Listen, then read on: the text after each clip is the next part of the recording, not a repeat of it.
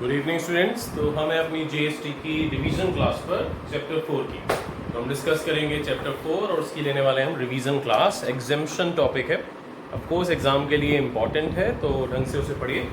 Again ये class YouTube पर जाएगी और ध्यान रखिएगा ये सिर्फ उन लोगों के लिए क्लास है जो लोग ये चैप्टर पहले नॉर्मल तरीके से पढ़ चुके हैं। तो जो बच्चों को मैं क्लासेस अलग से भेज रहा हूँ ड्राइव पर, अभी उनका चैप्टर 2 चल रहा है, जब चैप्टर 4 हो जाए तब इस वाली क्लास को प्लीज देखने की कोशिश कीजिएगा।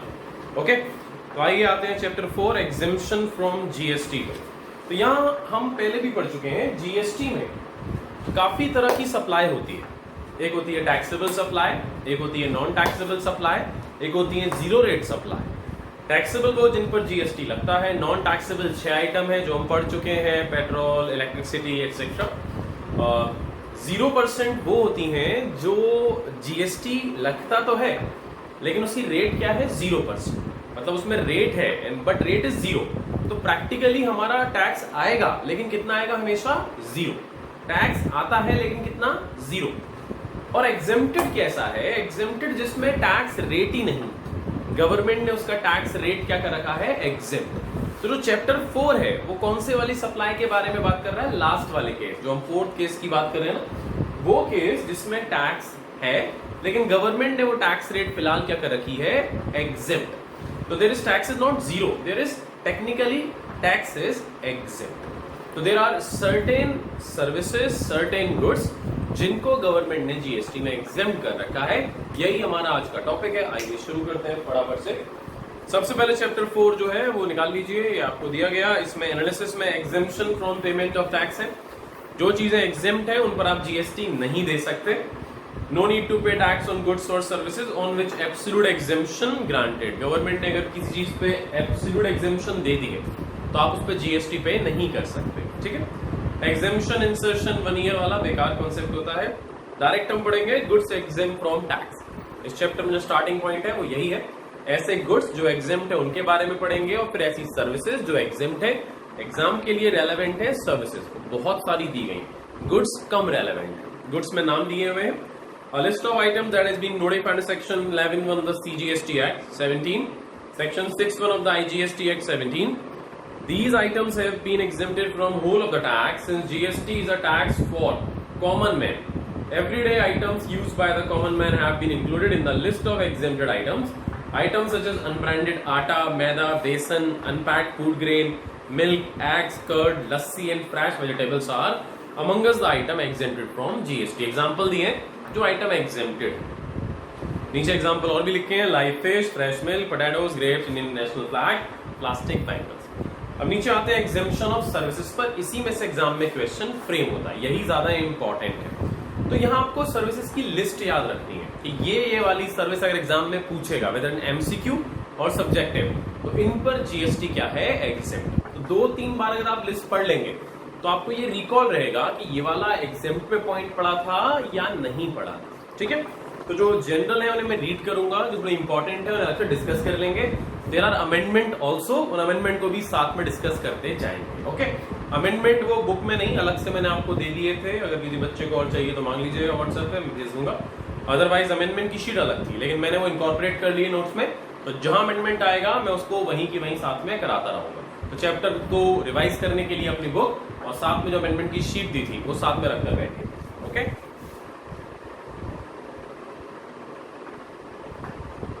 आइए फटाफट से स्टार्ट करते हैं। मैं अपनी शीट लैपटॉप में निकालूं क्योंकि यहाँ मेरे बुक में अमेंडमेंट वाले नोट्स नहीं है।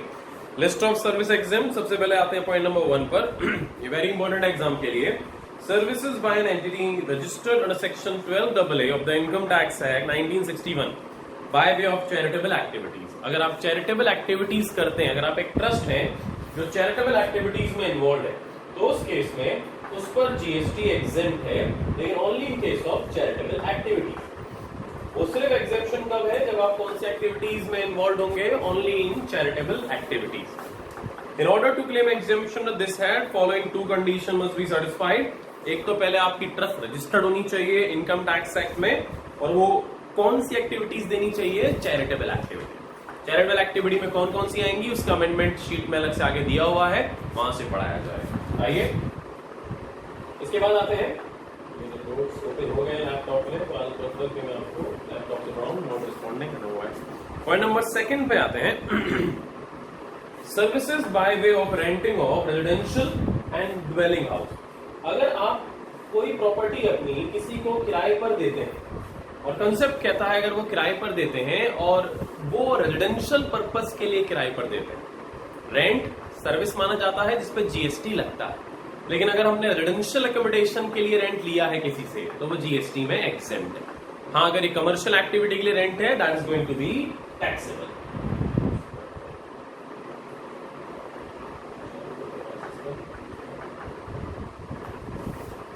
Okay, point number 3, services by way of person. ये भी थर्ड पॉइंट इंपॉर्टेंट है। ये कहता है अगर आपका कोई रिलीजियस प्लेस है तो अगर services by way of by person by way of conduct of any religious ceremony, अगर आप रिलीजियस सेरेमनी कहीं भी कंडक्ट कराएं तो मैंने आपको बताया था एग्जेम्प्ट है।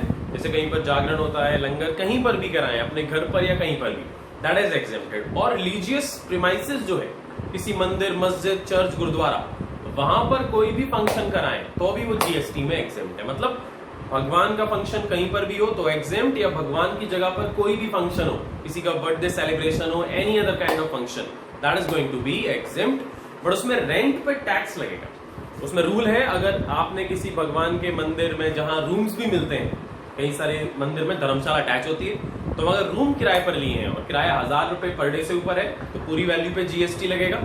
1100 रुपए किराया है, पूरे पे लगेगा, एक्सेस पे नहीं लगता, पूरे पे। अगर आपने वहां कोई बैंकेट हॉल किराए पर लिया है तो 10,000 रुपए पर डे से अगर ऊपर उसका किराया है तो पूरी वैल्यू पे जीएसटी लगेगा।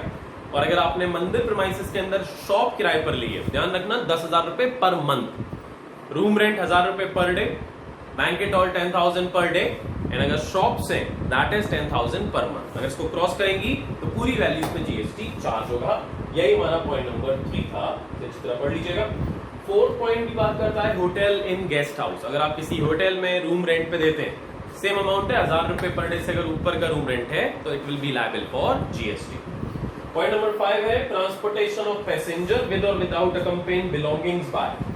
अगर आप रेलवे से in a class other than first class और एसी, अगर आप रेलवे से यात्रा करते हैं तो आपकी टिकट पे जीएसटी नहीं लगेगा। अगर आप एसी या फर्स्ट क्लास में नहीं करते, मतलब नॉन एसी में अगर आप करते हैं रेलवे से यात्रा, तो उस पर जीएसटी चार्ज नहीं होगा। मेट्रो, मोनोरेल और ट्रैमवे, इस पर भी जीएसटी नहीं है। Inland waterways, no GST. Public transport other than predominantly for tourism purpose in a vessel between place located in India. अगर आप वेसल के थ्रू यानी कि शिप के थ्रू एक जगह से दूसरी जगह जाते हैं, पब्लिक ट्रांसपोर्ट करते हैं, तो जीएसटी नहीं। लेकिन अगर आप शिप में घूमने जाते हैं, घूमने के लिए, नॉट फॉर ट्रांसपोर्टेशन, जैसे कि अगर आप गोवा जाते हैं, पणजी जाते हैं, तो वहां छोटे शिप चलते हैं, वो आपको 4 घंटे घुमाते हैं, फिर वापस छोड़ जाते हैं। जैसे कि अभी Bombay to Goa ship start हुआ है, उसका नाम है जलेश करके एक शिप स्टार्ट हुआ है। तो वो शिप में ट्रांसपोर्टेशन के लिए यूटिलाइज नहीं हो रहा कि आपको उठाया दूसरी जगह छोड़ा, इट्स फॉर लग्जरी या फिर फॉर टूरिज्म पर्पस, उन पे जीएसटी लगेगा। उनको बीच में लिख दिया है ना, other than predominantly for tourism, तो उस पे जीएसटी लगेगा, लेकिन पब्लिक ट्रांसपोर्ट के लिए है तो नहीं लगेगा। साथ में meter cab, auto rickshaw including e rickshaw, इन पर भी जीएसटी नहीं लगेगा। ये सब पब्लिक ट्रांसपोर्ट है। प्राइवेट ट्रांसपोर्ट है, उस पर जीएसटी लगेगा। यहाँ मैंने एक पॉइंट भी लिखवाया था आपको, ओला, उबर एक्सेट्रा, इन पर जीएसटी लगेगा, बिकॉज ये पब्लिक ट्रांसपोर्ट नहीं होती। पब्लिक ट्रांसपोर्ट वो जिसको कोई भी बुक कराकर बैठ सकता है, बट ओला उबर में हम उसे अपने लिए प्राइवेटली बुक कराते हैं और कोई दूसरा आदमी उस वाली ओला उबर में नहीं बैठ सकता जिसे हमने अपने लिए बुक करा दिया। तो वो सारी कैब जिन्हें हम बुक करा सकते हैं ऑनलाइन या कॉल करके, वो सब जीएसटी में लायबल होती है। Service bye way of transportation of goods. अब अगर हम गुड्स ट्रांसपोर्ट की बात करें तो कहता है अगर आप by road except the service of goods transport agency, road के थ्रू अगर आप गुड्स एक जगह से दूसरी जगह भेज रहे हैं, जीएसटी नहीं लगेगा। लेकिन अगर गुड्स ट्रांसपोर्ट एजेंसी है, जीटीए के थ्रू है, तो लगेगा। नीचे लिखा है गुड्स ट्रांसपोर्ट एजेंसी, जीटीए लगेगा, जीएसटी लगेगा। और अगर कुरियर एजेंसी के थ्रू भेजेंगे तो भी जीएसटी लगेगा। इनलैंड वाटरवे के थ्रू अगर गुड्स जाएगा तो उस पर भी जीएसटी चार्ज किया जाएगा।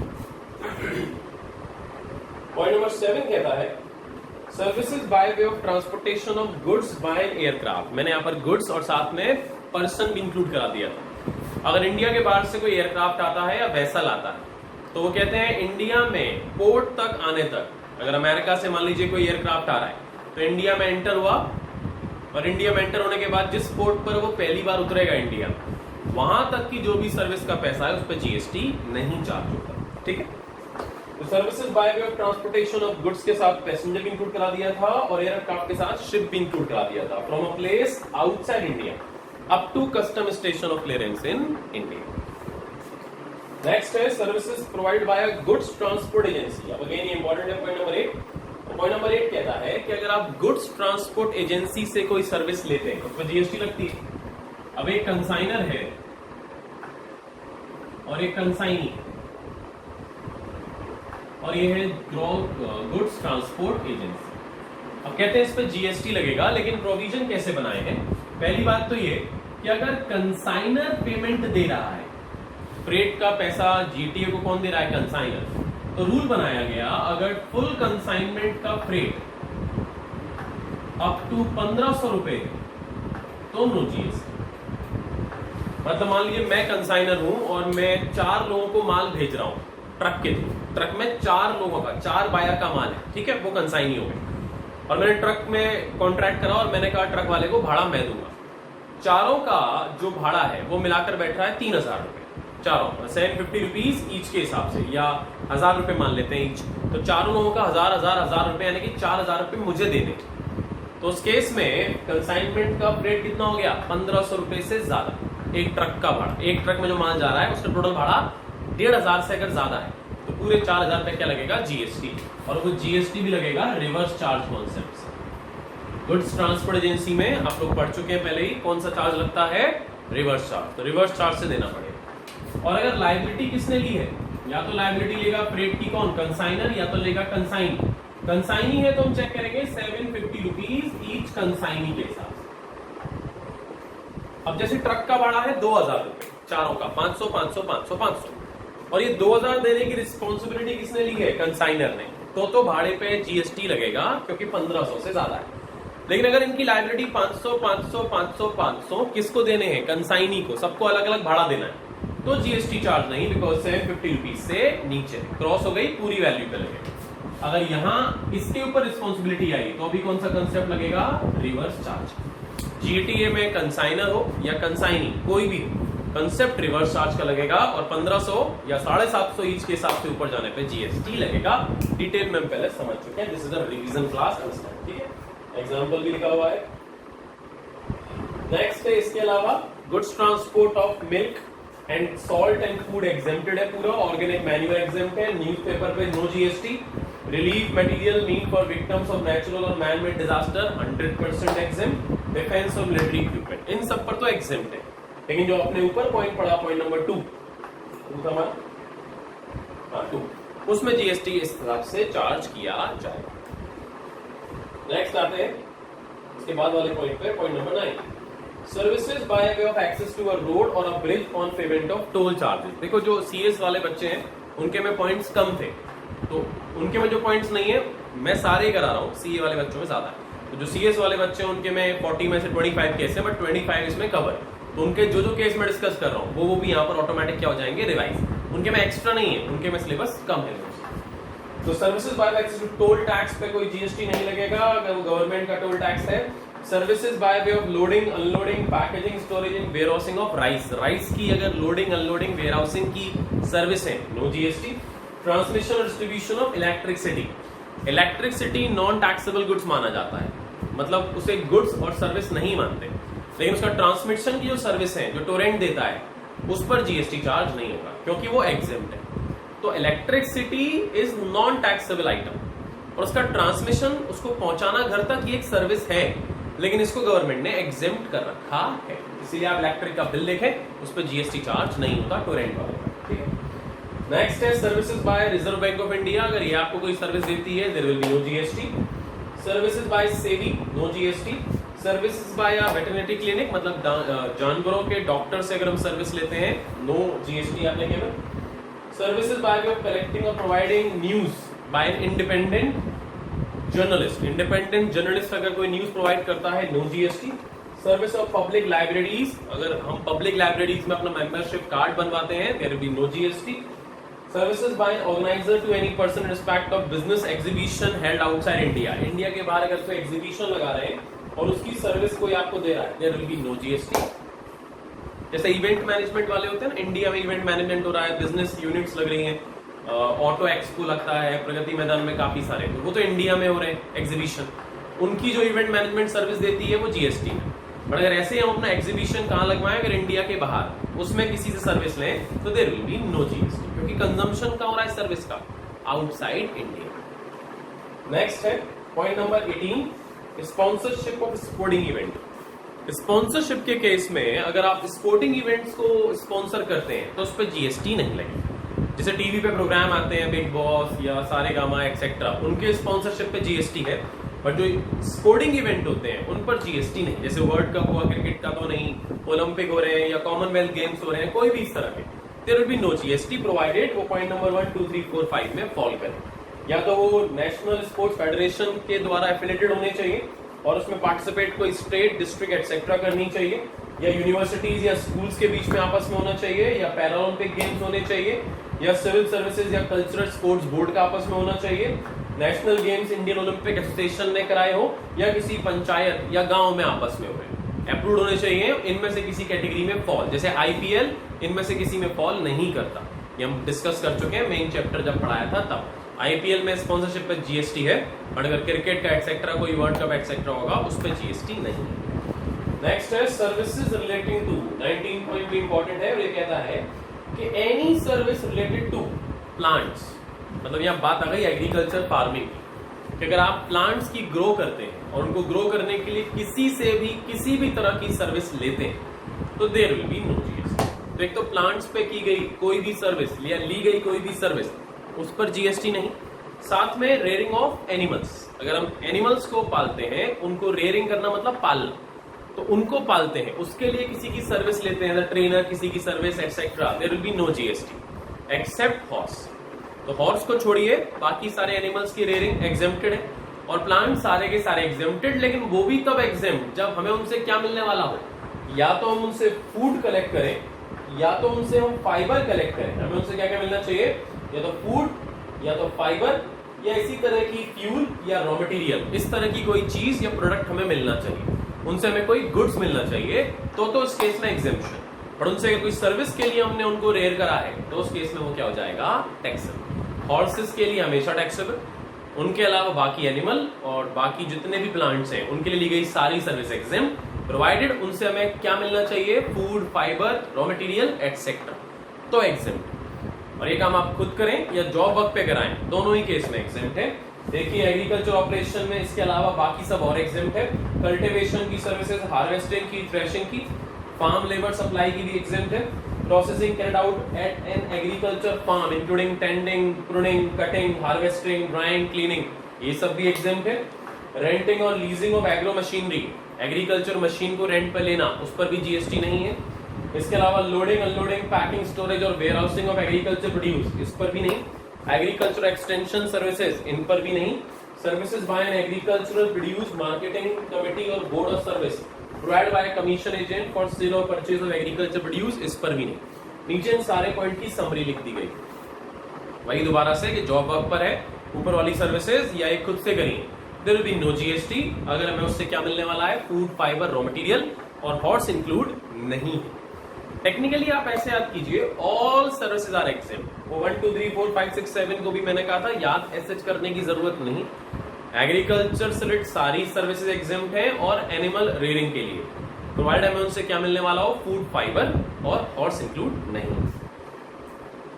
पॉइंट नंबर 20 है इंटरनेशनल प्रोडक्शन, ये सेम आ गया, इंटरमीडिएट प्रोडक्शन ऊपर वाला पॉइंट, उसी को दोबारा लिख दिया जॉब वर्क वाला। स्लॉटरिंग ऑफ एनिमल्स की सर्विस एग्जेम्प्ट है। Services by way of preconditioning, precooling, ripening, waxing etcetera, ये भी एग्जेम्प्ट है। Service by foreign diplomatic mission located in India, ये भी एग्जेम्प्ट है। Services by a specific organisation in respect of religious pilgrimage, जैसे कैलाश मानसरोवर यात्रा, हज etcetera, इसके लिए भी सर्विस लेते हैं तो अभी वो जीएसटी में एग्जेम्प्ट है। Services by the central government, state government, union territory, local authority, passport, driving licence, birth certificate etcetera, अगर गवर्नमेंट बना रही है आपकी तो उस पर भी जीएसटी चार्ज नहीं होगा। अब न्यू एग्जेम्पशन 25A की यहाँ पर आई है, वो मैं यहीं पर डिस्कस कर रहा हूँ, और ये वैसे बढ़ा दी थी एग्जेम्पशन वाले में। This is for school and educational institute. Point कहता है कि जो if there is any educational institute, तो या तो वो सर्विस देगा, सर्विस टू मतलब अगर कोई सर्विस कौन दे रहा है, ये एजुकेशनल इंस्टीट्यूट सर्विस दे रहा है, ये कौन है, प्रोवाइडर। तो एजुकेशनल इंस्टीट्यूट, स्कूल कॉलेज सबकी बात हो रही है, अगर ये कोई भी सर्विस अपने स्टूडेंट्स को, स्टाफ को और फैकल्टी को देते हैं तो नो जीएसटी, एग्जेम्प्ट। अगर स्कूल अपने स्टाफ को, स्टूडेंट्स को और अपनी फैकल्टी को कोई सर्विस देता है और उसके पैसे लेता है, पैसे ले सकता है बट उस पर जीएसटी चार्ज नहीं किया जाएगा। जैसे स्कूल बस होती है, उसके किराए पर जीएसटी चार्ज नहीं होगा। स्कूल में आपको पढ़ाया जाता है, उसकी फीस ली जाती है, उस पर जीएसटी चार्ज नहीं होगा। लेकिन अगर स्कूल या इंस्टीट्यूशन क्या निकला, रिसीवर, तो पहला पॉइंट तो किस बात के लिए हो गया, स्कूल जब क्या है, सर्विस प्रोवाइडर, इसका ए पॉइंट ये बात करता है, इसमें अमेंडमेंट आया डबल ए पॉइंट। एक और चीज कि अगर स्कूल किसी दूसरे इंस्टीट्यूशन का एग्जामिनेशन सेंटर आपके यहां हेल्ड कराता है, अपने स्टूडेंट को, अपनी स्टाफ को, अपनी फैकल्टी को सर्विस देगा, एग्जाम। बट अगर किसी दूसरे इंस्टीट्यूट को सर्विस देता है, किस चीज की, अपने यहाँ एग्जामिनेशन सेंटर बनाने की, उसकी क्या लेगा, उससे फीस, उस पर भी जीएसटी एग्जेम्प्ट कर दिया है। डबल ए पॉइंट यही है एग्जेम्पशन में, by an educational institution by way of conduct of entrance examination against consideration in the forms of entrance fees. अगर अब स्कूल मान लीजिए रिसीवर है, तो प्रोवाइडर के तो दो केस हो गए, ए और डबल ए। अब स्कूल अगर क्या है, मान लीजिए एक रिसीवर है, तो रिसीवर के केस में इसे सर्विसेज अगर इन चीजों के लिए मिलती है, 1 2 3 4 और 5 चीजों की सर्विस अगर स्कूल लेता है तो दैट इज ऑल्सो एग्जेम्प्टेड। अगर ये ट्रांसपोर्टेशन की सर्विस लेते हैं एग्जेम्प्ट, केटरिंग की सर्विस लेते हैं एग्जेम्प्ट, सिक्योरिटी, क्लीनिंग, हाउसकीपिंग की सर्विस लेते हैं एग्जेम्प्ट, अगर अपने यहाँ पर एडमिशन या एग्जामिनेशन हेल्ड कराने की कोई सर्विस लेते हैं दैट इज एग्जेम्प्ट। और लास्ट पॉइंट आया हमारे पास, ऑनलाइन एजुकेशनल जर्नल की सर्विस अगर लेते हैं तो वो भी एग्जेम्प्ट। तो अगर स्कूल ये 5 तरह की सर्विस लेते हैं बाहर वालों से, तो उस पर भी जीएसटी चार्ज नहीं किया जाएगा। ये सब एग्जेम्प्ट, तो पढ़ लीजिएगा। अगेन इसमें जो सर्विसेज है, प्री स्कूलिंग एजुकेशन, जो लास्ट वाला पॉइंट है ऑनलाइन वाला, वो प्री स्कूलिंग एजुकेशन पर एप्लीकेबल नहीं होता है और ना ही वोकेशनल वाले पर। इसे रीड कर लीजिएगा, इंपॉर्टेंट है एग्जाम के लिए। नेक्स्ट है पॉइंट नंबर 26। एक है स्पोर्टिंग इवेंट को अगर कोई स्पॉन्सर करता है तो उसके ऊपर जीएसटी नहीं लगता। अब एक और पॉइंट आ गया है स्पोर्ट्स से रिलेटेड। अगर कोई स्पोर्टिंग इवेंट है गवर्नमेंट ऑथराइज्ड, उसमें आप as a player, as an umpire, as a referee, as a coach, as a teammate या एज अ स्पोर्ट का पार्ट, उसमें अगर आप पार्टिसिपेट करते हैं और पैसे लेते हैं तो उस पर भी जीएसटी नहीं लगेगा। देखिए, तो अगर हम services provided to a recognised sporting body by individual as a player, referee, umpire, coach और team manager for participation in a sporting event organised by a recognised sport body, another recognised sports body, तो इस case में भी GST charge नहीं होता if you are providing services to a sporting authorised sporting body. Next है cord blood banks. कुछ organisation, कुछ health organisation जो कॉर्ड होती है उसको प्रिजर्व करने की सर्विसेज देते हैं, ह्यूमन कॉर्ड को प्रिजर्व करने की, क्योंकि उसमें बहुत सारे ऐसे डीएनए के चीजें होती हैं जिनसे फ्यूचर में कई सारी बीमारियों का इलाज किया जा सकता है, तो उसके वो चार्जेस लेते हैं। तो अगर कोई भी इस तरह की सर्विस लेता है that is exempted from GST. Next आ गया 28 पॉइंट। एक था जानवरों का इलाज अगर कराएंगे तो एग्जेम्पशन है, जानवरों के साथ साथ नॉर्मल हमारे आपके इलाज की बात हो रही है। तो पहला है health care services by clinical establishment, N authorised medical practitioner और पैरामेडिक्स। तो अगर हमें किसी डॉक्टर से कोई सर्विस मिलती है मेडिकल से रिलेटेड या उनके स्टाफ से, नर्स एक्सेट्रा से, that is exempted from GST. Second point में एम्बुलेंस की बात करता है। अगर एम्बुलेंस सर्विसेज हैं उस पर भी जीएसटी नहीं लगेगा, चाहे एम्बुलेंस सर्विस हॉस्पिटल दे या कोई आउटसाइड एजेंसी से हम एम्बुलेंस हम लें, तो उनके जो चार्जेस हैं वो लेंगे, बट जीएसटी हमसे नहीं लिया जाएगा। नेक्स्ट पॉइंट कहता है कि अगर मेडिकल ट्रीटमेंट ब्यूटिफिकेशन के लिए है, कॉस्मेटिक सर्जरी है, ब्यूटिफिकेशन एक्सेट्रा, उस पर जीएसटी। लेकिन अगर कॉस्मेटिक सर्जरी या ब्यूटिफिकेशन सर्जरी किसी बर्थ डिफेक्ट को या किसी बीमारी के इलाज के लिए जरूरी है, उस पर जीएसटी नहीं। जैसे कोई जल जाता है, उसकी कॉस्मेटिक सर्जरी हो रही है, तो सिर्फ ब्यूटिफिकेशन नहीं, that is treated as medical treatment, exempted. But जो अपनी नाक की शेप ठीक कराता है, एटसेट्रा आजकल कराते हैं actor actress, that is a beautification, उस पे जीएसटी चार्ज किया जाए। 29 is called services by operation of the common biomedical waste की सर्विस एग्जेम्प्ट है, पढ़ी होगा सब लोग। 30 प्रोविजन है बाथरूम वॉशरूम जो होते हैं public toilets, no GST charge. Next है 31 इंपॉर्टेंट है कि अगर आप एज अ परफॉर्मर है इन फोक और क्लासिकल आर्ट फॉर्म, आप सर्विस देते हैं डांस की या म्यूजिक की या थिएटर की और क्लासिकल फॉर्म में, तो उस पर जीएसटी नहीं है if it is 1,50,000 rupees per event. अगर पर इवेंट 1.5 लाख रुपए तक की आप फीस ले रहे हैं और इन चीजों में परफॉर्मेंस दे रहे हैं, याद रखिए इनके अलावा किसी और तरह का इवेंट है, आप रैप करते हैं, आप हिप हॉप पे डांस करते हैं, आप वेस्टर्न डांस करते हैं, तो उसमें ऐसी एग्जेम्पशन नहीं, वहां जीएसटी लगेगा चाहे 10,000 रुपए भी आपको मिले। लेकिन अगर आप फोक या क्लासिकल फॉर्म में इन चीजों की सर्विस दे रहे हैं तो पर इवेंट 1.5 लाख की एग्जेम्पशन। 3 इवेंट हमने किए, 1 लाख 1 लाख 1 लाख रुपए लिए, there will be no GST. Single event के 2 लाख रुपए लिए पूरे 2 लाख पे जीएसटी लगेगा। इसमें ब्रांड एम्बेसडर वाला केस इंक्लूड नहीं है, ब्रांड एम्बेसडर में ये वाली एग्जेम्पशन नहीं मिलती और इसका एग्जांपल भी मैं आपको मेन वाले चैप्टर में करा चुका हूँ, ब्रांड एम्बेसडर वाला लिखवा कर करा चुका हूँ कि उस केस में क्या कंसेप्ट लगता है। ठीक है, तो आप जानते हैं अगर ब्रांड एम्बेसडर के साथ आपने ये वाली सर्विस दी तो बंडल सर्विस बन जाती है, फिर बंडल सप्लाई के अकॉर्डिंग उसका ट्रीटमेंट किया जाता है। 32 है नेशनल पार्क म्यूजियम एक्सेट्रा में एग्जेम्पशन है। ट्रेनिंग और कोचिंग आर्ट और कल्चर के बारे में या स्पोर्ट्स के बारे में कोई चैरिटेबल ऑर्गेनाइजेशन देती है training, that is also exempt. Next है right to admission to a circus dance और थियोरेटिकल, ये एग्जेम्प्ट है। ड्रामा बैलेट एक्सेट्रा एग्जेम्प्ट है। अवार्ड फंक्शन किसी कॉन्सर्ट पेजेंट में आप जाएंगे वो भी एग्जेम्प्ट है। और किसी भी स्पोर्टिंग इवेंट में अगर आप जाते हैं एज एन ऑडियंस तो उस केस में एग्जेम्पशन है अगर उसकी टिकट की वैल्यू 500 रुपए का, अप टू 500 रुपीज तक की अगर टिकट है तो नो टैक्सेबिलिटी। उसके ऊपर का अगर कोई भी पैसा चार्ज हुआ और उसमें आप एज एन ऑडियंस जाते हैं तो टिकट की वैल्यू अगर 500 रुपए से ज्यादा है तो फिर जीएसटी पूरी वैल्यू पे लगाया जाए। अब सर्विसेज हैज बीन एग्जेम्प्टेड या पढ़ चुके हैं। डिस्क्रिप्शन ऑफ सर्विस 3 सर्विसेज और है। अगर आरबीआई इंडिया के बाहर से सर्विस कोई लेता है फॉरेन एक्सचेंज को मैनेज करने के लिए, नो जीएसटी।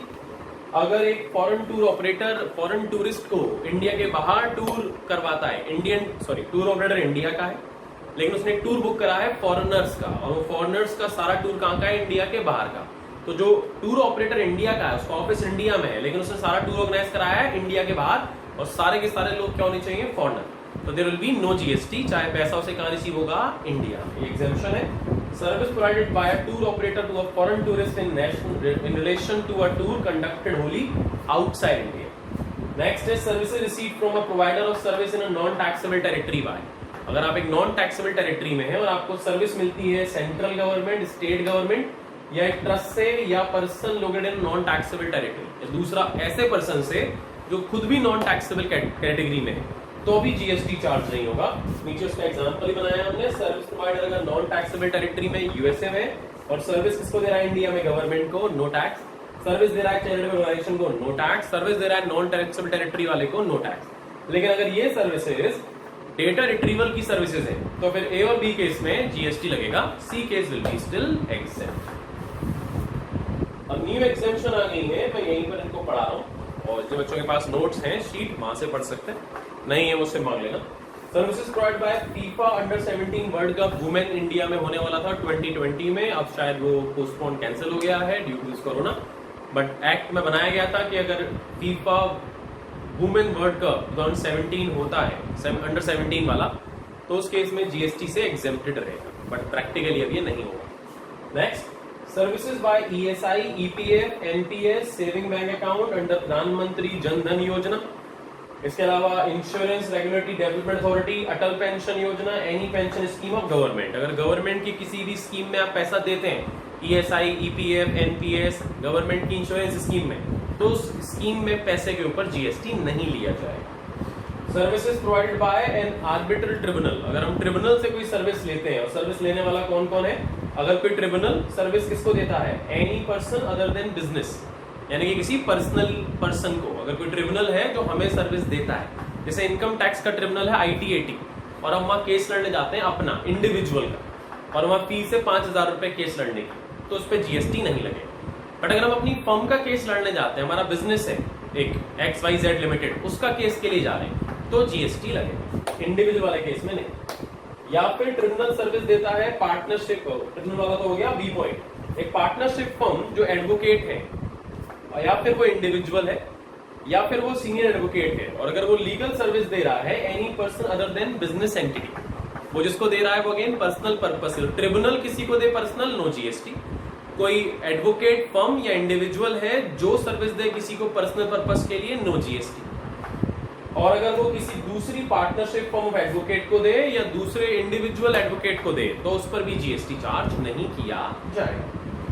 नेक्स्ट है, अगर ये सेंट्रल गवर्नमेंट को, स्टेट गवर्नमेंट को या यूनियन टेरिटरी को दें तब भी जीएसटी नहीं लगेगा। फोर्थ पॉइंट आता है services by way of licensing, registration etcetera by FSSAI, जो फूड कॉर्पोरेशन है, अगर वहां आप रजिस्ट्रेशन कराते हैं उस पर जीएसटी चार्ज नहीं होगा। फिफ्थ है प्लेनेटेरियम होते हैं जहां स्पेस सेंटर्स की तरह होते हैं, जयपुर वगैरह में भी, वहां पर जाकर आपको पता था अर्थ क्या है, मार्स क्या, etcetera, it's a kind of museum sort of, तो उनके लिए भी अब अगर आए दिन ऑडियंस आप टिकट देते हैं there will be no GST, मतलब टिकट की वैल्यू 500 रुपए है।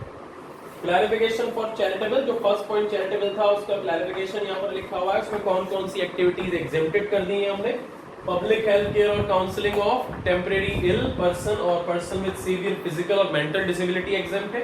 HIV एड्स के लिए अगर ट्रीटमेंट करता है काउंसलिंग एग्जेम्प्टेड है। पर्सन एडिक्टेड टू ड्रग्स, उनको ठीक करने के लिए करते हैं तो एग्जेम्प्ट है। पब्लिक अवेयरनेस कराते हैं तो एग्जेम्प्टेड है। एडवांसमेंट ऑफ रिलीजन, स्पिरिचुअलिटी और योगा कराती है चैरिटेबल तो भी एग्जेम्प्टेड है। Advancement of education programme for abandon orphan childs, इनके लिए कोई प्रोग्राम चलाती है। फिजिकली मेंटली अब्यूज पर्सन के लिए प्रोग्राम चलाते हैं। प्रिजनर्स के लिए चलाते हैं, या ऐसे लोग जो 65 ईयर से ज्यादा के हैं और रूरल एरिया में रहते हैं उनके लिए चलाते हैं, या प्रिजर्वेशन ऑफ एनवायरनमेंट के लिए चलाते हैं तो उस पर भी जीएसटी नहीं लगेगा। एग्जाम्पल दिए हैं, कर दीजिएगा। Service to charitable religious trust are not outside the limit of GST, charitable वाले देंगे किसी को तो एग्जेम्प्ट है, और चैरिटेबल ऑर्गेनाइजेशन को सर्विस मिलेगी तो that is taxable unless sir service specifically exempted, तो वह सारी टैक्सेबल है। हाँ, ऊपर लिखी हुई कोई एग्जेम्प्टेड वाली है जो उन्हें मिलती है तो वो एग्जेम्प्ट है, लेकिन उसके अलावा अगर कोई ऐसी सर्विस है जो एग्जेम्प्टेड में आपने नहीं पढ़ी है और वो चैरिटेबल ऑर्गेनाइजेशन रिसीव करता है, that is going to be taxable. Stage of warehousing of cereals, pulse, fruits, nuts and vegetable, spice, jaggery, fibers, etc. That is going to be taxable. Next है एंट्री नंबर 74A, हमने discuss किया था कि अगर कोई rehabilitation programme है, rehabilitation या counselling programme है किसी का भी, और वो किसी भी टेरिटरी में चलता है, उसकी कोई सर्विसेज अगर मिलती हैं हमें, that is also exempted. Next है, ये बात करता है IAM की। IAM में कई सारे कोर्सेज होते हैं, बट अगर आपने कोई कोर्स नहीं, एज अ पार्टिसिपेंट कोई अवार्ड आपको मिला है, कोई सर्टिफिकेट मिला है IAM की तरफ से, सिर्फ किसी तरह के पार्टिसिपेशन का, ना कि कोई कोर्स करने का। कोई एक हफ्ते का वहां पर ट्रेनिंग प्रोग्राम था, आपने वहां ज्वाइन कर लिया और उसका आपको पार्टिसिपेशन सर्टिफिकेट मिला, तो वो सर्विस का जो पैसा आपने दिया that is going to be taxable, because आपने वहां से कोई एजुकेशन नहीं। Education services are exempted, these are participation kind of services are not exempted. पढ़ लीजिएगा। ओके, कॉलेज हॉस्टल मैथ्स, ये सारे क्लैरिफिकेशन आ गए, ये हम डिस्कस कर चुके हैं, रिवीजन में नहीं होंगे, सारे क्वेश्चन आंसर है काफी सारे, 1 2 3 4 5, ये सारे बस क्वेश्चन ही क्वेश्चन है। और तो पढ़ लीजिए, लास्ट में कॉन्ट्रैक्ट वाला भी केस है कंस्ट्रक्शन का, उसमें हम लोग पढ़ चुके हैं कि अब रूल बन गया है कंस्ट्रक्शन वाले केस में, अगर आपका अफोर्डेबल हाउस है, 45 लाख रुपीज तक की वैल्यू का है, तो जीएसटी की रेट है 1%, 45 लाख रुपए से ज्यादा का है तो रेट है आपकी 5%। अगर वो बिजनेस है, कमर्शियल है तो भी 5% है। सिर्फ रेजिडेंशियल में 45 लाख तक 1% रेट लगेगी, अदरवाइज रेट लगेगी 5%। यहाँ पर आपको जीएसटी का क्रेडिट नहीं मिलेगा, प्रोवाइडेड आपको रेट तभी मिलेंगी जब 80% माल आपने ऐसे पर्सन से खरीदा हो जो खुद जीएसटी में रजिस्टर्ड है, और अगर आपने उनसे माल नहीं खरीदा तो जीएसटी आपको अपनी जेब से देना पड़ेगा, और सीमेंट पर आपको 28% से टैक्स देना पड़ेगा। डिटेल चैप्टर में डिस्कस कर चुके हैं, काफी आसान टॉपिक है, सिर्फ रिवीजन में हमने यहाँ पर छोड़ दिया।